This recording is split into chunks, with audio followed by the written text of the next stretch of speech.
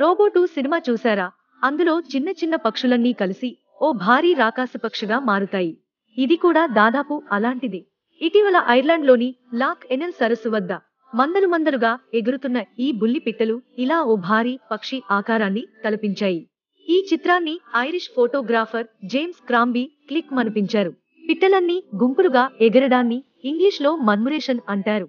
ఇంతకీ ఇవి ఇలా ఎందుకు కలిసి ఎగురుతాయంటే ముఖ్యంగా తమను వేటాడే భారీ పక్షుల నుంచి భద్రత కోసమట. వేలాదిగా ఉండటంతో ఒక్కదాన్ని ప్రత్యేకంగా టార్గెట్ చేయడం వాటికి కష్టమవుతుందట. అంతేకాదు రాత్రి వేళల్లో వెచ్చదనం కోసం మంచి ఆహారం ఎక్కడ దొరుకుతుందన్న సమాచారాన్ని ఇచ్చిపుచ్చుకోవడానికి కూడా ఇలా గుంపుగా ఎగురుతాయట.